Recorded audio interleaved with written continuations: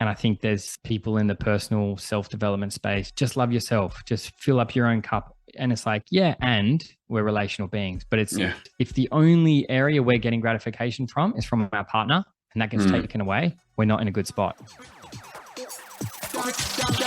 You're listening to the Everyday Legends podcast, the show that is dedicated to championing everyday men and supporting you in getting more from life, love, and the everyday. I'm your host, Mike Campbell, and the aim of this podcast is pretty simple: to support you in building rock-solid foundations, legendary integrity, and kick-ass relationships with plenty of stories, a load of lessons, and a solid dose of some loving straight talk. So let's get started.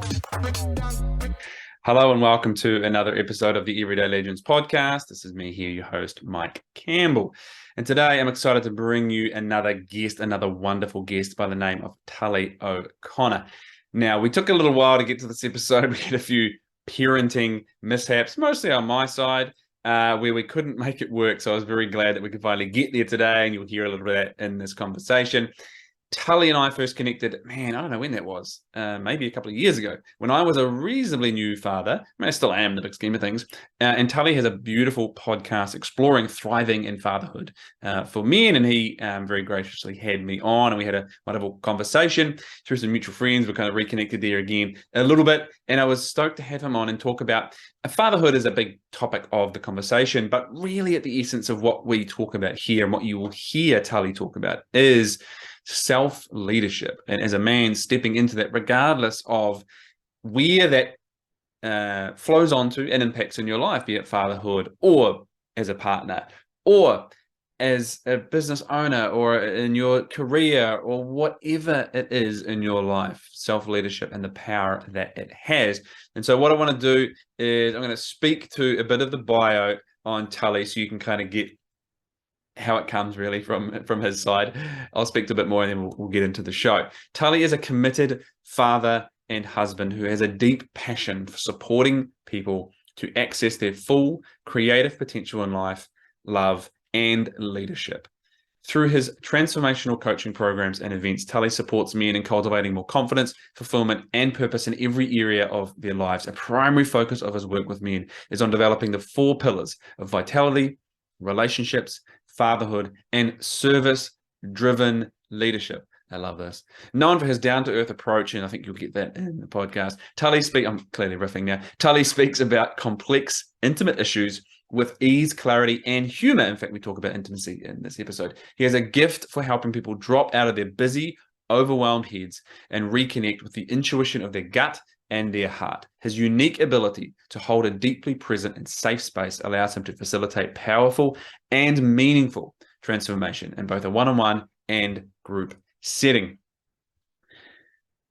Tully believes the most powerful way to create a more nourishing and connected environment for our children to grow up in is to commit to transforming how nourished and connected we feel within ourselves. This belief is at the core of everything that Tully does. And again, I think you'll hear a fair amount of this come through in the conversation that he and I have, where we talk about fatherhood. Yes, we talk about his journey into that, preparing for it, readiness. And the readiness piece is beautiful for someone who maybe is becoming a father, about to become, wants to become, but more so, this is really a piece on readiness for us in whatever it is in our lives, that we either are waiting to feel ready on or have some blockers around why we don't feel ready. I love the piece that we explore in this, and there's a really key detail that you're going to hear him differentiate that you've got to pay attention to in there. And we also venture into intimacy. As I said, we venture into his own journey through, what he's learned and what's changed in him, what he's seen in other men. And there's a question in here that I asked him about where and how he's fucked up as a father. So make sure you keep your ear out for that one. This is a beautiful episode. I really love the conversation. I trust that you'll get something from it. Stick around. You're going to hear a wonderful conversation with Tully. Please reach out. Let me know how this impacts you, what you're taking from it. Hit me up on social media. Tag me in it. Show me that you're listening to it. All those things. Share it with men in your life. I appreciate you and your support and your listenership, and I appreciate and I'm extremely grateful for you supporting me in getting this in front of more men. All right, let's get into the show. Tully, welcome to the Everyday Legends podcast. It's great to finally have you here for a bit of context. So we had a few stuttered starts and times that I couldn't make. So I'm very appreciative of your grace and patience and us getting here. Thanks for being here, mate. Yeah, excited to be here, man. And yeah, anytime family comes first, and we know those last minute reschedules, part of dad life. So but we're here now. So I'm We excited to are. dive in. Yeah. Well, maybe we'll explore some of those challenges, perhaps. Yeah. So, okay, let's dive in, and learn a little bit more about you. And there's a question, that I like to go to, that you can take wherever you want. Mm-hmm. And it might give us a little bit about you, and for those who don't perhaps know you, and that is, who is Tully O'Connor? Oh, good question. Tully O'Connor. The first word that came when you asked that question was, I'm a father.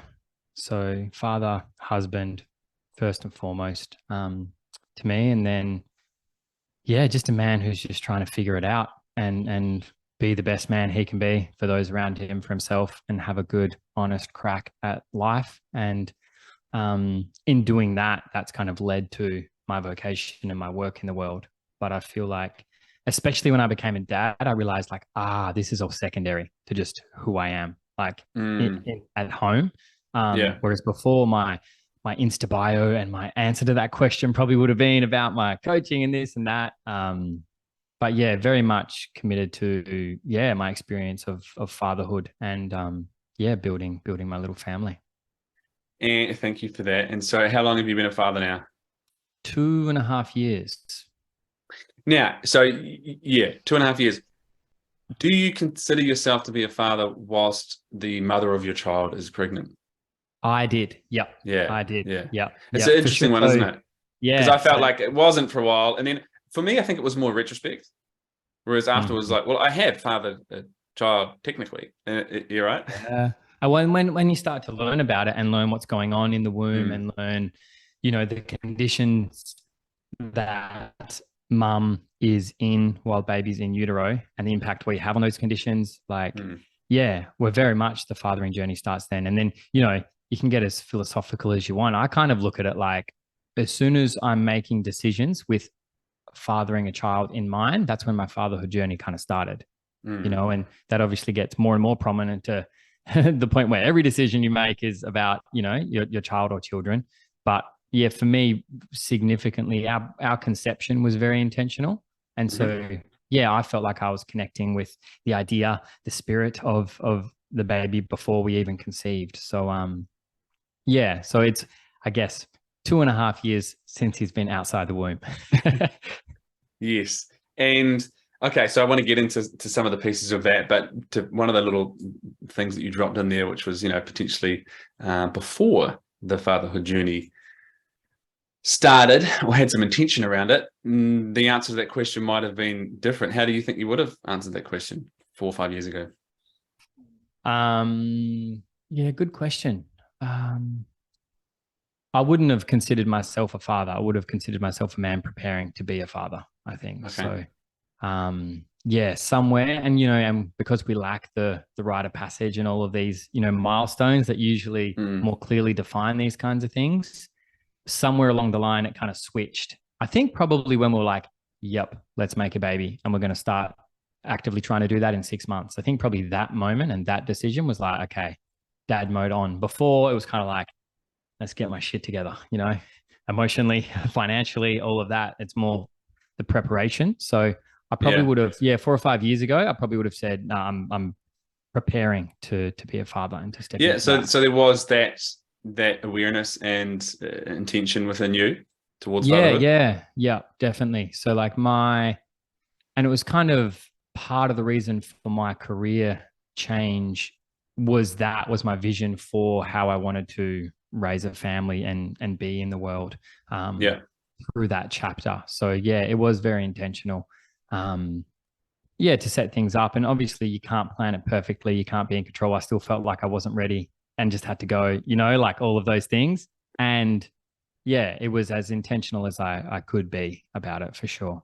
Yeah, cool. Okay, so then can you talk us through this change, what you're doing? You mentioned coaching, but career change and this. So can you take us through a little bit of the history there?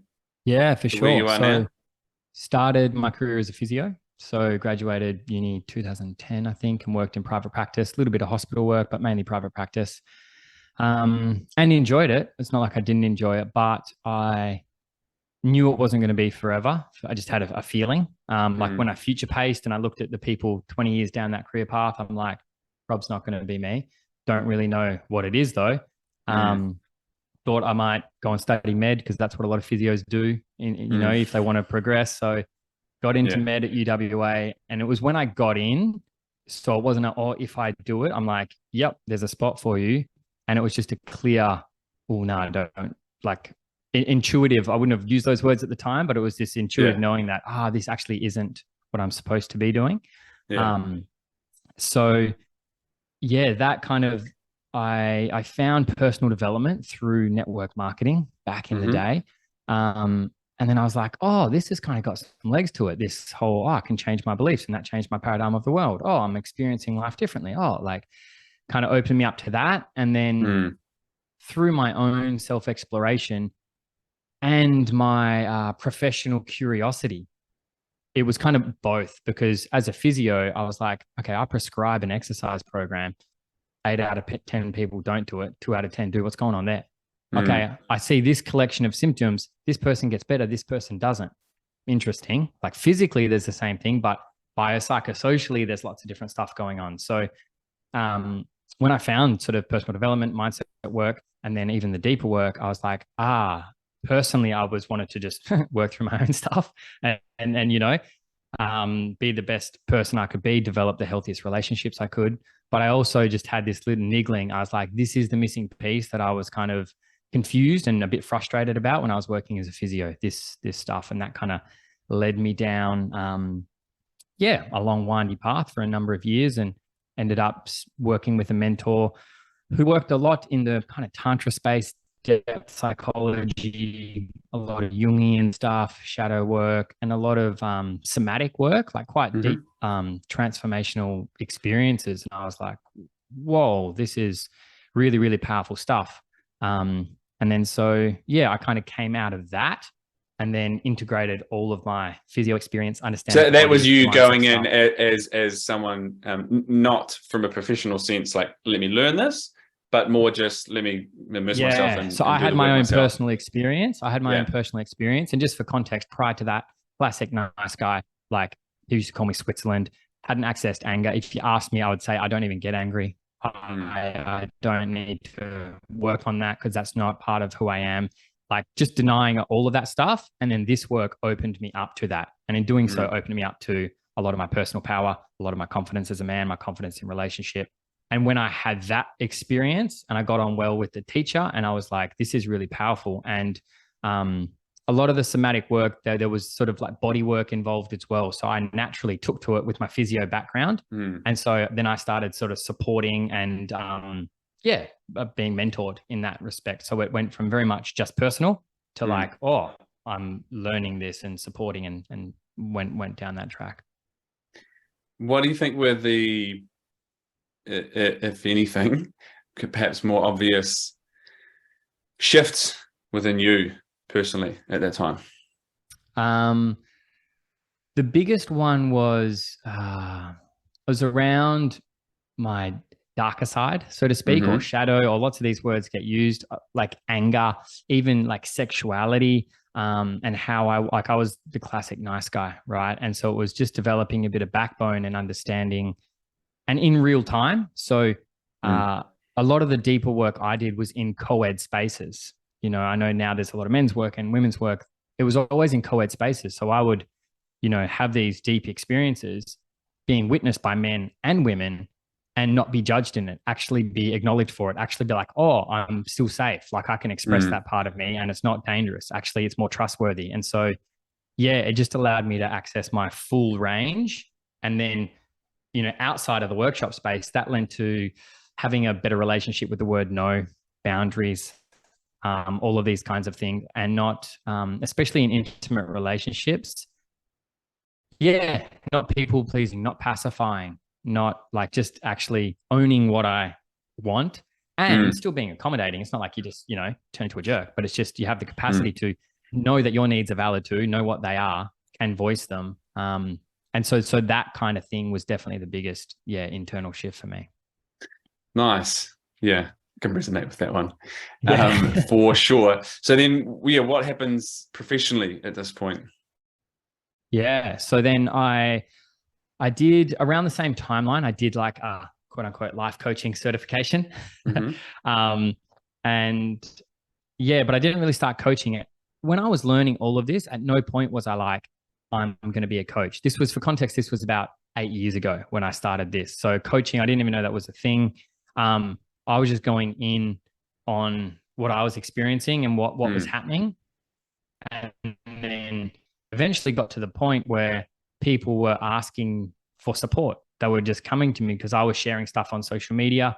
And so I would be supporting people with their relationship challenges. I would be supporting people.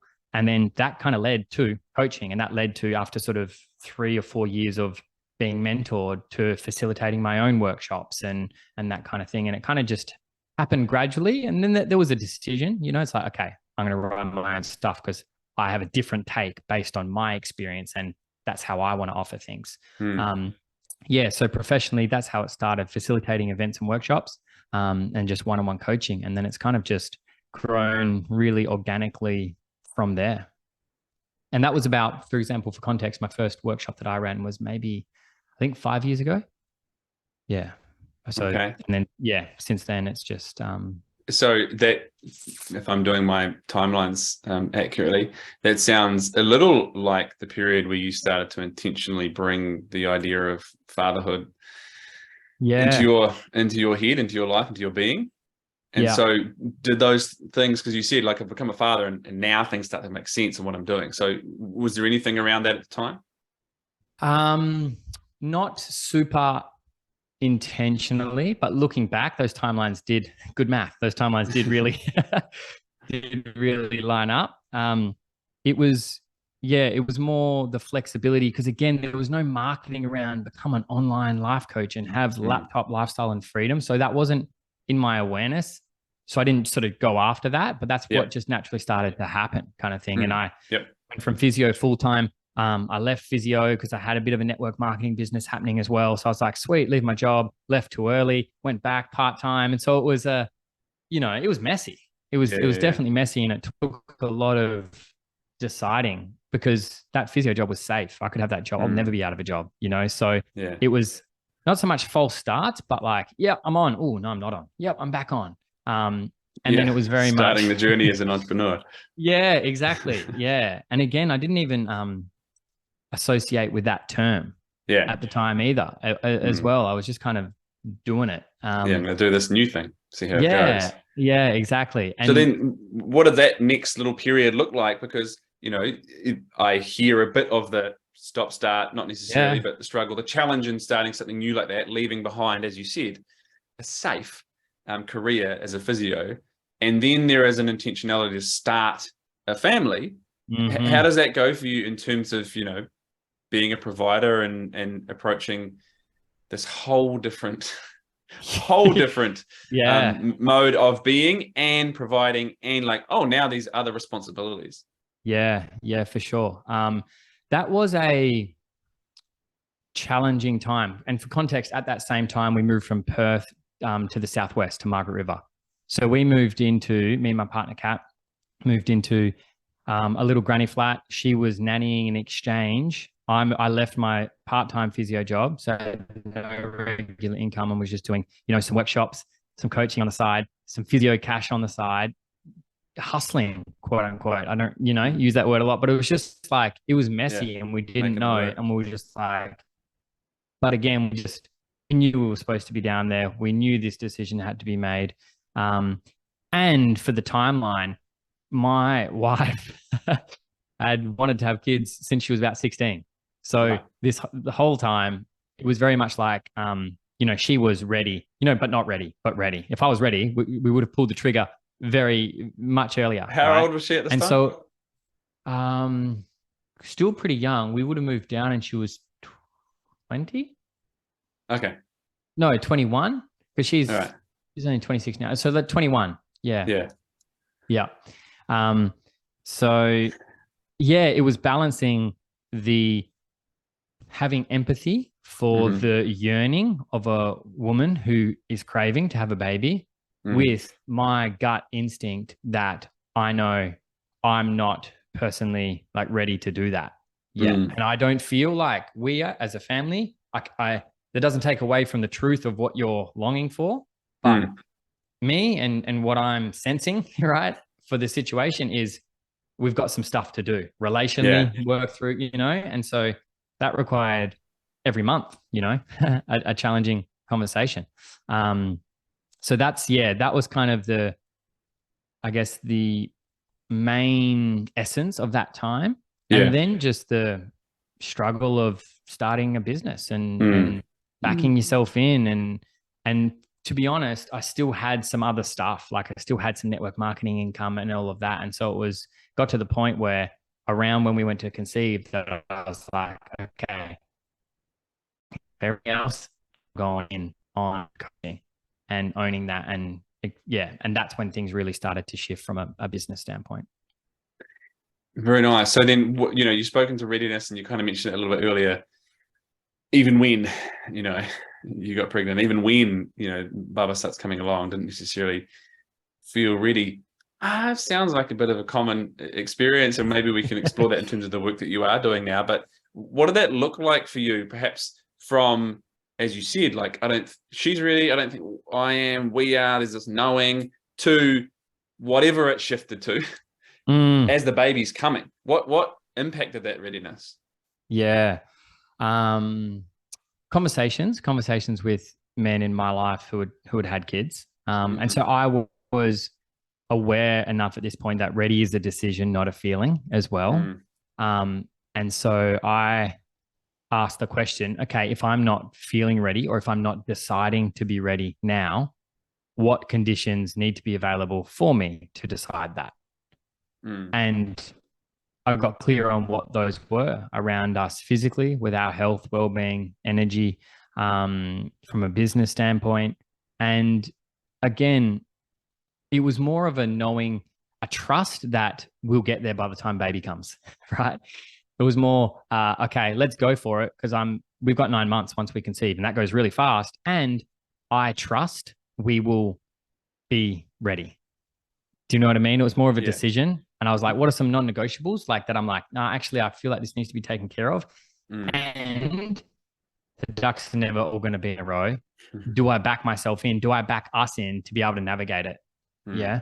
And so, one exercise I like to do with that is follow the fear and the what ifs. Like, what if I don't have enough money? What if, all these what ifs, like actually follow them. Like, okay, can't afford rent. Okay. There's a number of people that we can be supported by, or I can get a physio job, or like, even government assistance. And like, if you follow the fear, it's like, oh, we're not going to die. We're going to be okay. Like, and that helps ground it a little bit. Otherwise it can stay. And this isn't just for having a baby. This readiness and fear and what if stops so many people from taking that decision into the unknown. And following the fear is like because beneath a lot of it all the time is like, I'm going to die. We might not realize consciously that's the fear, but it's like down there somewhere. And when we can follow it, it's like, it'll be okay. And it's building that trust in ourselves. Like, I back myself in and I back us in as a team, as a unit to be able to move through whatever we need to move through. Yeah. Nice. I like the following the fear up, because otherwise, if we don't, then we just kind of let it follow us around. And it's just kind of like this gray cloud that just sits there. And if we don't actually turn and face it and explore it, we don't get that information that's really there, because it might feel like this thing, but actually it's this thing when I dig a bit deeper. And as you said, like there's people who can support me, I can get a job, we can come up with answers that build a little bit of certainty, which, to me and what I'm hearing speaks to that trust piece as well. So then what would you, so there might be something in there, what would you say for those guys listening going, fuck, I don't think I am ready? Like what is kind of one thing that guys can perhaps do or let's just say do to get ready, and let's look at it right now in the realm of becoming a father, and then maybe there's some expansion there. Good question, because it would depend on the man. I would say like do that little audit. It's like, okay, and own that it's a choice, not a feeling. Like that understanding, I think, is really helpful, because then it's like you get to ask, okay, what needs to happen for me to choose to be ready? Okay, like there's this lingering relational stuff that I haven't addressed. And I'm scared that our relationship's going to go down the shitter, because two of my best mates, their relationships went down the shitter when they, so it's getting clear on what needs to be there for me to decide to be ready will illuminate, it will make the gray a little bit more black and white. The fuzzy fear will become a bit more clear. And then it's like, I need to, yeah, have this conversation, or whatever it may be. So that would be one thing. Own that it's a choice. You're choosing it. It's not this mythical thing that will happen to you. Yeah. And then ask yourself the question, what needs to happen for me to be able to choose to be ready? And then follow that, because that could bring up a whole range of different things. Yeah, absolutely. And the feeling thing seems like almost like a mythical thing. Like it's just going to land on me one day. Right. And, I think if I step back from it for a moment, it actually feels quite absurd. Yeah. Right. Yeah. And versus what haven't I explored, and what do I need to explore? And the other thing I'm hearing in that is, what are potentially the things that are preventing me from choosing readiness? And it might be, like great example there about like that maybe we're not fucking right as a couple, and like that's a thing in the way. So let me explore that, because otherwise, if I don't explore it, it'll always be there, and I'll make it sound like the feeling hasn't hit me yet. Yeah, exactly. Yeah. And the other thing there that I think needs to be acknowledged is support structure. Like, what support structures do you have around you? Because if you feel like you're going in it alone, that'll feel scary all day, every day, and it will suck, to put it bluntly. And so checking in with support structures, and if how many men around you do you have that you could call on to ask questions, to have guidance? And if you don't have that, that's your number one priority in whatever way, shape, or form, whether that's join a sporting team, whether that's jumping in a program, whether that's finding a solid counselor, whatever. But if that's not there, you'll wake up and every day you'll have to it'll be just so much harder. Like that support piece, because it's not just the pregnancy and then the birth, and then it's and then the next, and then the next. And it becomes, and we're speaking to this before we started recording, the importance of village and having that support around. It only gets more important. And so if you don't have that now, that's what I would prioritize, and you will feel a lot more ready, because you'll realize that it's going to be challenging no matter what, no matter how ready you think you are. It's going to be challenging. And so when you've got that support, it relaxes your system, your nervous system, so much more than you realize. And that will create space for you to feel safe enough to choose to be ready. Yeah, and also it takes away potentially a belief, maybe an idea that I have to have all the answers. Because if I don't have any support, I literally do have to find all the answers to something that I've never experienced before. And there seems to be this collection of human experiences that have come before me that might have some wisdom for me. Yeah, I love that. So I want to kind of keep going into this, but perhaps for a bit of context, can you actually highlight, like, what do you do now? Yeah, so I'm a coach, and so I work with men and with couples. So I do relationship work and men's work. And I've got a podcast as well that is primarily focused on conversations around fatherhood. The work I do with men isn't necessarily, but I work mainly with dads, and we don't speak about fatherhood necessarily, but we do all the work required to.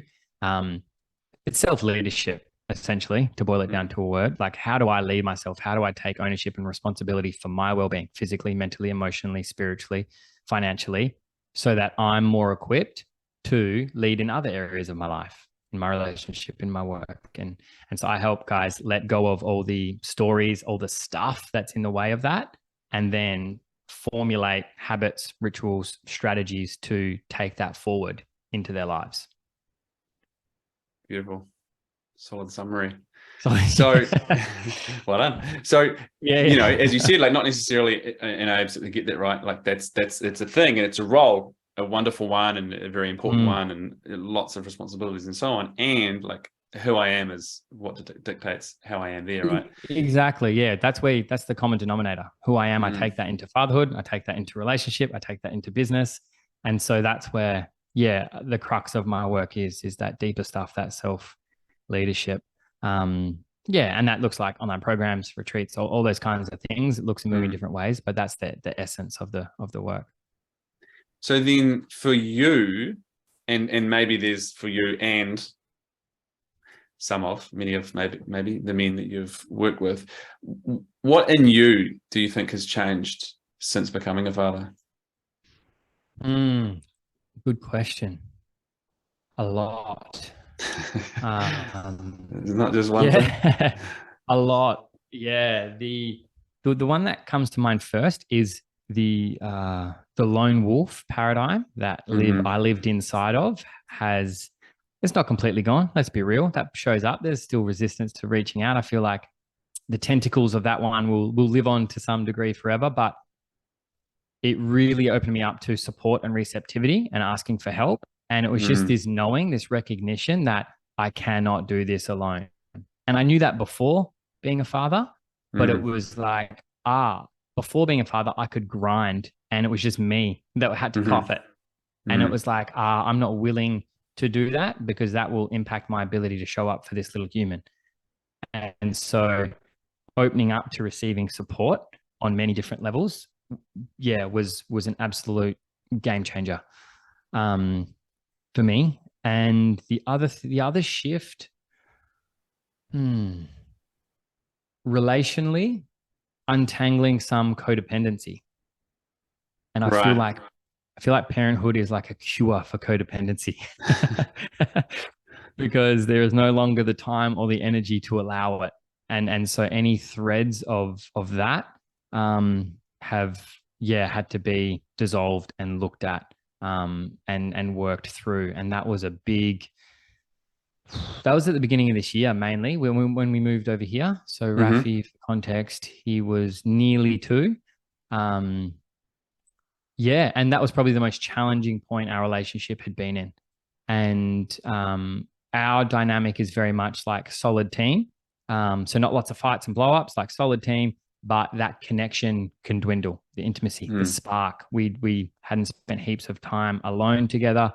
And I kind of reached a point where I guess you could call it a breaking point. I knew it wasn't a breaking point, but it felt like that. And so, yeah, I was projecting a lot.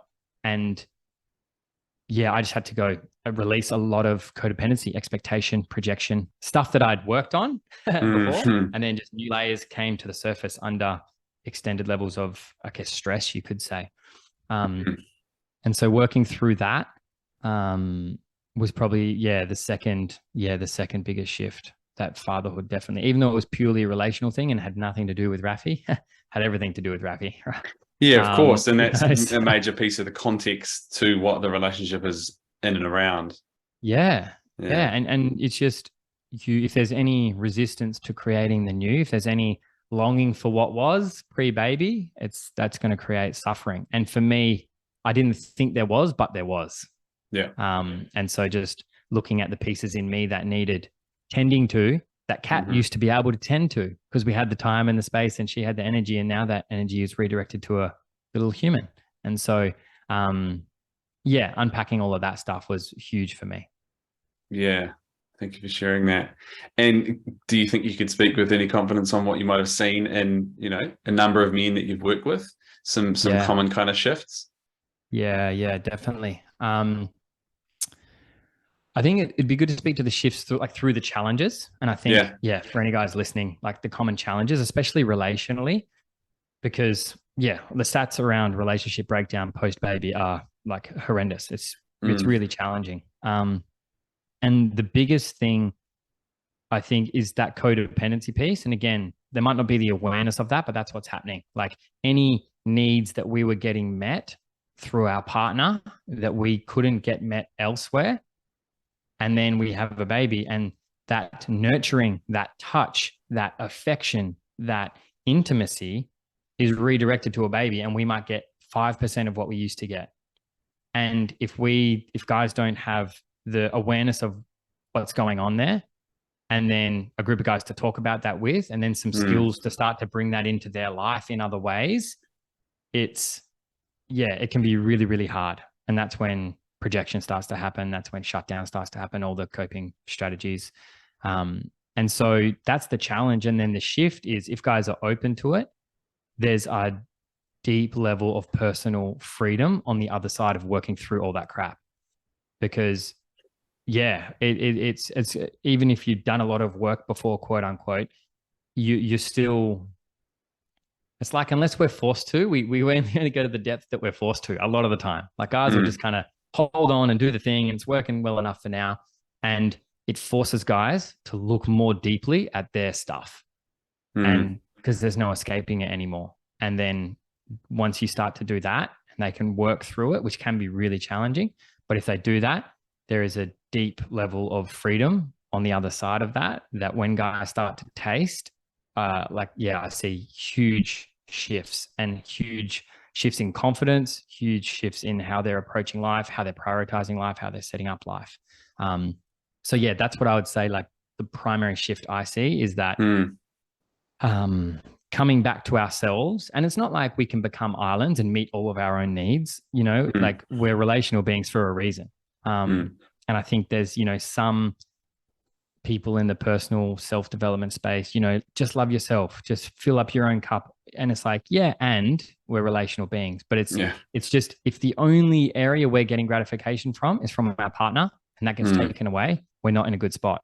If the only way we can access any sort of intimacy is through our partner, and that gets taken away or restricted, we're not in a good spot. And so it's just understanding that's the dynamic. Can you speak to that? The only way we're getting intimacy, right? Because there could be guys listening going, okay, so what do I do? I just go step out of my marriage or my relationship and sleep around, right? Yeah. Let's go there. Because this is, and just having lots of conversations with lots of men and women, this piece, this confusion around intimacy, what it is, how to get it, how to experience it, is like the linchpin. Because so often in our society, we hear intimacy, most people probably think sex. And intimacy is such a broader concept than that. And sex is one part of it, because we can have sex without intimacy. So the two are not the same. And we can have intimacy without sex. And in our culture, and I guess, we'll go there, like, because this is a long answer to the question, but culturally, especially in Australia, there's lots of homophobia, and we grow up in a culture where we get very little intimacy from other men, and then we can't get intimacy from other women that aren't our partner if we're in a monogamous relationship, for the obvious boundaries and things that would bring up. So the only option left is our partner. And there are so many forms of intimacy. There's intellectual intimacy, right? There's emotional intimacy, there's spiritual intimacy, there's sexual intimacy.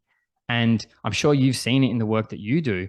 The bond that forms amongst men, like, that's intimacy, and it might feel weird for guys to call it that, but that's what it is. That deep sense of connection, of being seen, of being heard, of being understood. That's intimacy. And it's nourishment for humans. Not even just men, but humans. And if we don't get that, we're going to struggle. Our system is not going to handle it very well. And the thing is, we will get it. But if we're not getting it from our partner anymore, maybe we get it from porn. Maybe we get that feeling from whatever other coping strategy that we're going to instill. Or seek the feeling, but perhaps never satiate. Never. Yeah, exactly. We'll get a dopamine hit and we'll feel not even numb. We'll feel probably good for a second. And then, come the withdrawals. And because it's just all redirecting us back to us. That's my philosophy on it, is it's just redirecting us back to us. And just with the awareness of that, just the game can really change for both partners, right? For both people in the relationship. So that's a little bit on the intimacy piece.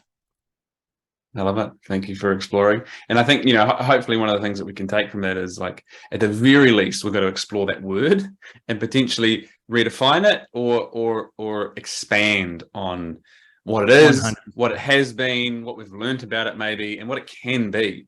Because, as you said, there's so many forms of intimacy. I mean, even, taking yourself and maybe others, but let's just go soloed for a different context, like for a walk in nature. Like there's an intimacy there that you can experience, with nature, even if it's just sitting down on the beach and, being immersed in the sound of the waves. Like there's so many forms of it. And yes, different sizes and amounts and depths and all these things, but they can be a big piece of the puzzle, right?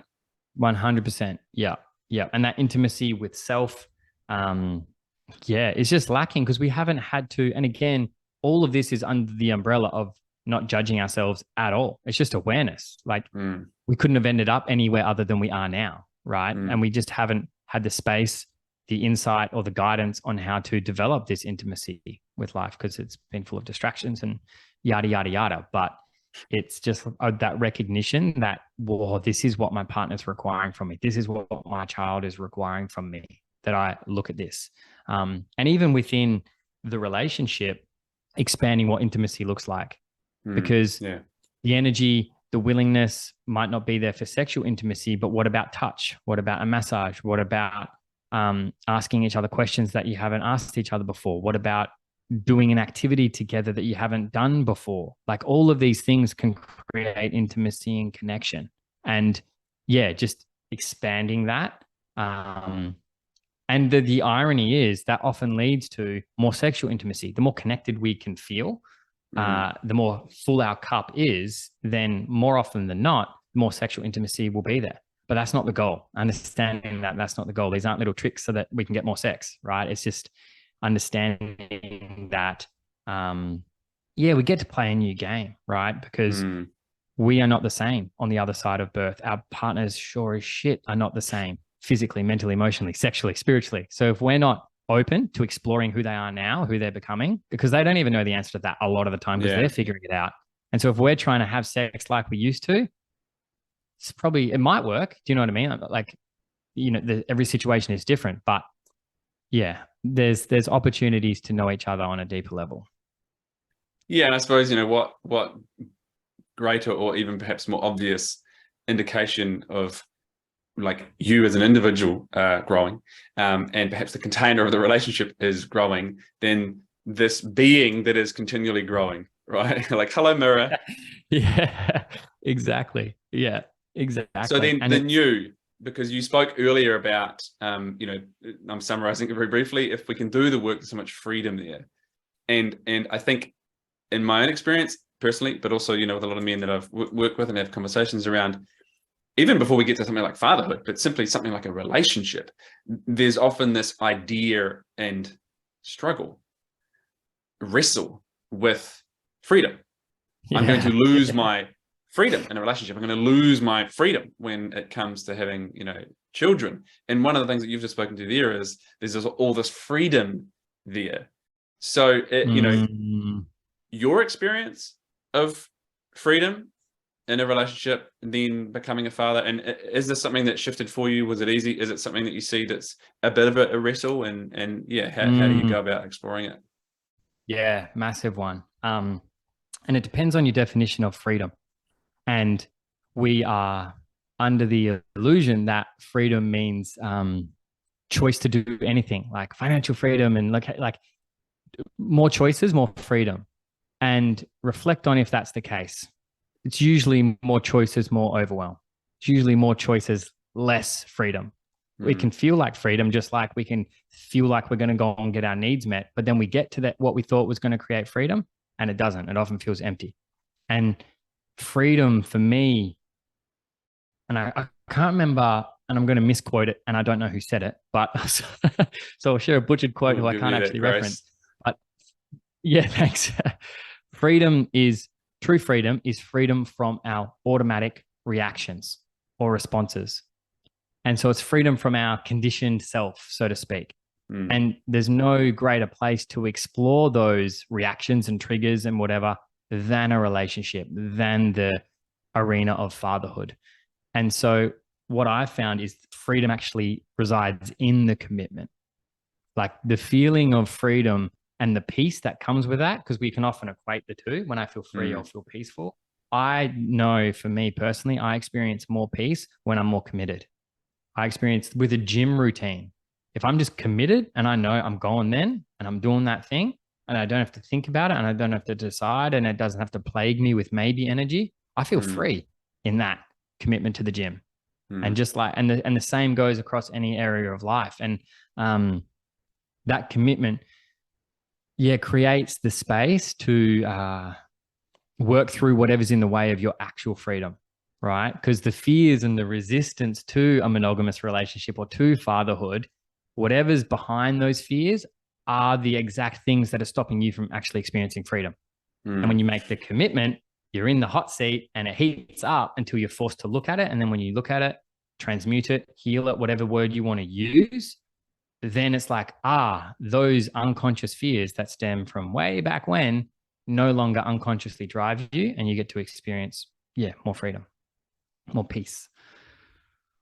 Yeah, and I love that, right? Like, let's just start by looking at how we have defined it and how we really want to. Like if you are still chasing the quote freedom of adolescence, let's say, why? And, not to make it wrong, but like actually inquire into your motives really and your drivers and then choose what you want freedom to be. I've certainly had this conversation a lot myself, and it's like my freedom has changed wholly now as a father. But even if I wasn't a father right now, it's changed wholly since I was 18 years old. And thank fuck for that, right? Like, as you say, to the commitments that I've made and all these kind of things.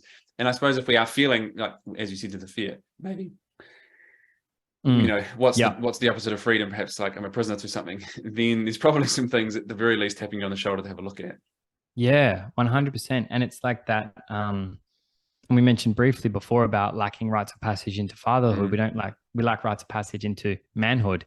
And more often than not, it's the boys' definition of freedom that guys are still chasing, and again, there's nothing wrong with that until there is, right? As an 18-year-old, beautiful adventure, explore, make mistakes, do all the things. But if you're still doing that at 35, it might be something to revisit. Again, if you're still doing that and you're completely fulfilled, cool, power to you, right? But if you're not, and there are these things popping up, then just like you say, exploring whose definition.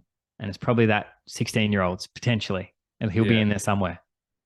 Yeah. And, even the 35-year-old, if you're still doing that, all power to you and you're fulfilled. And if you're in a relationship and you seem to be butting up against someone who's like, hey, this isn't really working for me, then maybe it's an opportunity to look at that, because it might be running an old piece of software that needs updating. Like, let's just make it simple. Yeah, exactly. And again, it's just like the context you choose to view it through. And I choose and chose to, it's a delicate balance, but the complaints of my partner or the requests or what's showing up in my relational container, I could be like, fuck, this is just adding stuff to my plate. Or I could be like, what's here for me? Like, what's here for me? Like, how is this calling me forward into a better version of the man that I'm becoming? And that can be a delicate balance, like I say, but that's as often as I can.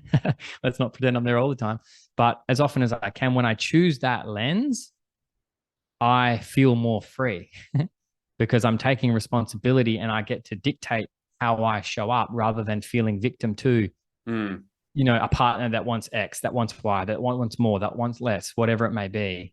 When I can look at it through the lens of this is for me, there's something here for me, and I get to figure out what that is and wrestle with that myself, then that, takes me out of the victim and the part of me that wants to throw my hands in the air and happy wife, happy life and all that stuff and just, take ownership. Yeah, I love that. And, that was the word that was certainly coming to mind before you said it was like, I'm a victim to my circumstances, throw my hands up in the air, right? Fuck it. Versus like, I can actually take charge of this right now and own it. And therefore I can actually move through to the other side of it and potentially see what's in it for me. Right. And I mean, the other option really is just choosing frustration and potentially projecting or pointing blame externally. Right. And that is or a just very powerless position, really. Yeah. Or just shutting down and becoming a shell of a man.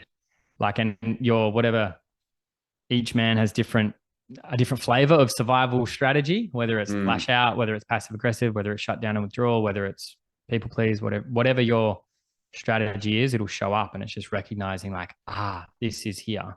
And yeah, what's here for me? That question guides a lot of, can lead to a very fruitful place. Yeah, a little bit of loving introspection, sometimes delivered in a shitty package. Yeah, very much so. So, okay, you might have an answer to this, you might not, but I'm feeling called to ask.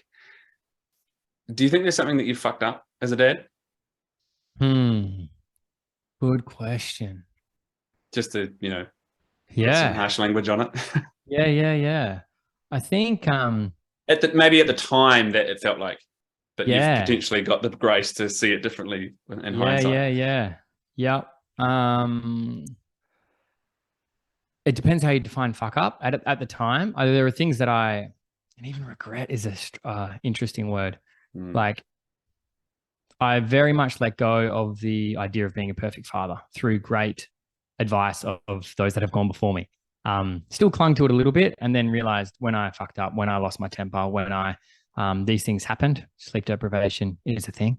And there have been moments. There had been a handful of moments where I've reacted in ways that I'm not proud of.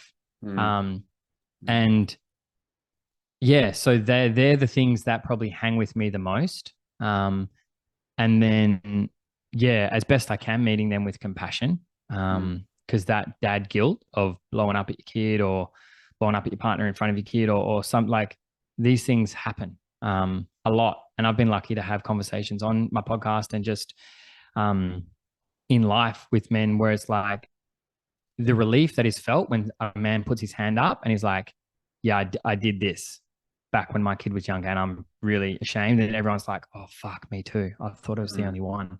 And so, yeah, going back to your question specifically, things that I've fucked up, I've definitely lost my cool a couple of times.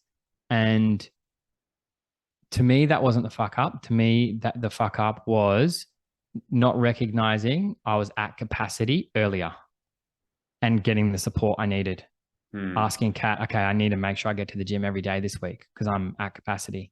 Calling up. So that would be the fuck up. And ironically, it's the thing that I said I learned the most, becoming a father, sorry. But yeah, that would be the thing is I let the lone wolf run too long. And then that resulted in my reactivity or my shutdown in relationship. Yeah. Yeah, sometimes the thing we learn the most is not the thing that we become an expert at immediately the most, and we have the most ongoing learning in, right? Yeah, very much so. Yeah, I can resonate with that one. Yeah. And it wasn't until I did did deepening my training this year. I did a 9-month coaching certification program, but part of that is every single week you give coaching and receive coaching. And so I've always had coaching support or men in my life who are coaches, but to have it every single week that I couldn't reschedule and just having somebody there for me every single week was life-changing. And because the amount of times my dialogue was like, no, I don't need it this week. Should I reschedule that? But I couldn't because of the commitment to the course. And I'm like, wow, the lengths I go to squirm out of that support sometimes, or that being heard, or not feeling like I've got anything worthy of sharing, or that's a silly issue. Do I really want to bring that up? And like that ego structure is strong. Like, and that mind chatter is strong. Yeah, I can recognize that one. And what I'm getting from that is there was a big learning in that context, and I'm assuming then also in whatever perhaps content might have been explored as you explored it. Yeah, exactly. Like there was always the thing, whatever I brought up, but then it was like, I just received again, and even if I wasn't aware of it, it's like it's flexing a muscle. It's like the more we can do it, the more reps we get in, the better we're going to get at it. The more it's going to become a little bit more automatic. The more there's going to be, there'll be less resistance next time. So that definitely links with because it's so easy to be like, look at the thing, the reactive point. Like that was the mistake. I shouldn't have lost the plot. I shouldn't have shut down and withdrawn. And it's like, yes, and let's just zoom out a little bit. Like, what led to that? Because once you get to that point, you're kind of in it. You're kind of redlining. You're in survival brain, and you're operating with what you've got. And then, yeah, it's like, what can we do around it? Like, what support do I need so I don't get to that point again? And yeah, asking those kinds of questions. Yeah, absolutely. Right. Because we don't zoom out. We just deal with symptoms, and, then they tend to reappear. So, that for myself, when it comes to that level of, kind of capacity is tapped, and like reactivity. If I'm leaving it to catch those moments, then I'm setting myself up with very, very minimal chance of doing it, because that is when I am less capable and skilled at doing it. Exactly. Yeah. And even just that, I think there's many themes perhaps, but one of the things that's come up a lot is support, certainly for men, having other men around and being able to have these conversations, be it leading into fatherhood. Like, no one's experience is the same. No one's fathering or parenting is the same, but shit, there's a whole lot of wisdom and support there. But then as you're going through things, like even just as you said, being able to share those things, and a bit of me too, and like almost an invitation to having a bit of grace with yourself. And I suppose from my perspective, and I'm sure you can agree with this, one would hope also some honesty and accountability. If perhaps, I'm giving myself grace, it's like, no, actually you're fucking letting yourself off, and you need to step up and own something here, right? Yeah, 100%. You've been giving yourself grace on the same thing every week for the last 6 weeks, Bill. Like, that's not grace anymore. That's avoidance. Yeah, 100%. And that kind of relationship where there's support and honesty and accountability is no mean feat to develop, right? That level of trust and having people willing to be like, oh, maybe not. Like you said, you wanted to go here, and you're not really showing up in a way that looks like you're wanting to go there.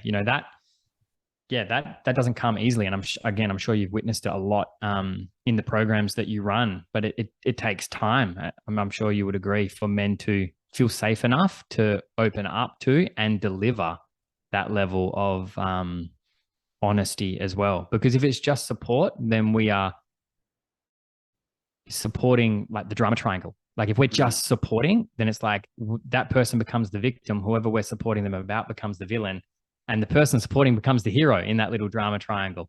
And so it's sometimes it's necessary as an initial step, right, to just hear someone out. And then once they've had that and they feel a bit more regulated, then it's like, cool, what do we get to do with this? What might be here for you? Like, those kinds of questions can start to come after that. Yeah, and I think that's, it can be one of the bigger challenges, I think, for a lot of men in the space of men, right? If we've never witnessed this thing, and even back to the point in intimacy, right? Like, intimacy is also just literally being with other men, where it isn't just, smashing chips and beers and watching footy. And so the level of conversation has a new depth. If you've never experienced that or witnessed it, then you spoke about exercising the muscle before. It's a weak muscle. Like, we need to learn how to exercise that. We do it by practicing it and witnessing it, right? So, even watching expectations of, I need to be able to do this, or maybe I've experienced it now, so I need to be able to deliver that over here. And that's not to say don't do it, but maybe have the grace, and perhaps ask for the grace of, like, if I step over the line, can we explore the line together afterwards, right? Yeah, exactly. And that just comes down to agreements and creating the relationship in the space that we can fumble our way forward into this. But often, like you say, those little agreements, and it's just permission based. Like, hey, do I have the permission? Are you open to any feedback? And again, we don't necessarily want to coach our mates, right? And that's where, if you have a relationship where, and that's just sharing yourself, you say, hey, I'm committed to this, and I know I can only see what I can see, and you might be able to see something that I can't see. So just so you know, if you can see anything where you feel like I might be slipping or missing the mark or whatever, you've got full permission to hit me up and just say, hey, let's chat, and that level of leadership, because that comes from you, then I'm sure the people around you will probably be open to similar, because we're all secretly craving that. We all love a little bit of accountability. Like, I always ask at the beginning of any work that I do, are you more inclined to need like a loving hug or a kick up the ass. And 99% of the time, people say a kick up the ass, right? They need the loving hug too, but there's that awareness like, nah, I know I need it. Like everybody kind of knows. And so, yeah, finding ways, to have those agreements and have that space set up is really important. Yeah. And I think important and, just holds so much potential. Like, again, one of the things that you've shared as a bit of a theme here is, like the support, did have it, finding it, open myself up to it, and what it can shift. Even the simplicity of not having to carry everything. You might have broad shoulders, but you don't have to carry the world on them. Yeah. Just because you can doesn't mean it's going to be the best way to enjoy the journey. It's like, one of my favorite quotes is, it's not the load that breaks us down, it's the way in which we carry it. And I see a lot of men trying to carry a heavy load. They're carrying a lot of stuff from their past that they don't need to be holding on to, and they're trying to carry it alone without the tools and the strategies to actually carry it effectively. And so it's not necessarily the load, but upskill and get support. And all of a sudden that 500 kilos that you've got on your back will feel like 10. And then we get to enjoy the process a bit more, which at the end of the day is what it's all about. Do you know what I mean? Like enjoying the experience of fatherhood. And that's been another huge learning directly from Rafi, is just in the joy, that pure joy and awe and presence, and enjoying it and removing all of my stuff that's in the way of me just being present to that, because that's, I feel like, sometimes like life can be hard and stressful and money and bills and this and that. And we can forget that the whole fucking point is to enjoy it, and yes, create the safety and all of that so that we can enjoy it with our family, and don't just become this person standing on the outside that's creating the safety and not enjoying the experience with the family. I love that. And I know there's many other things that we could dive into in and around that as well, but it feels like a pretty solid way to wrap up the conversation. Thank you for that, Tully. So then while I've got you here, and we'll, include links and all that kind of thing, do you want to give us a little window into, you've given us a bit of a broad one, but anything specific at the moment that people can, explore when it comes to your work, and where they can find you? Yeah. Yep. So just on Instagram at Tully O'Connor, my name, my website, tullyo'connor.com. And so, I've got a men's program, 12-week men's program, and I also run retreats. My next retreat will be up on the sunny coast in March. And I'm relaunching my couples or relationship program at the beginning of next year around Feb. So, the best place to follow along would be at Instagram, and you'll see all of that stuff. Beautiful. And I think you get to see an example as well of someone who is living everything that he has just spoken, and, being a present, engaged father, enjoying the journey, to quote you just then. Tully, thank you for coming on the show. You absolute legend. Thanks, my man. Appreciate it. You've been listening to the Everyday Legends podcast, the show that is dedicated to championing everyday men and supporting you in getting more from life, love, and the everyday. If this podcast has benefited you, if you enjoyed this, then my invitation is to share this with a man that you think will also benefit from this and enjoy this. Remember, please, wherever you find your podcast, to like us, subscribe to us, click download first, leave us a review. All those things both make sure you get all the updates when they come in, and it supports us in getting this podcast in front of more everyday men that could use it. Until next time, I've been Mike Campbell. Remember to build that legendary integrity, and remember, everyday men, we thrive when we are championed, when we are supported, when we are appreciated and recognized for who we choose to be in the world. Here is my invitation to both show up and be that everyday legend, and to continue to champion the everyday men in your life.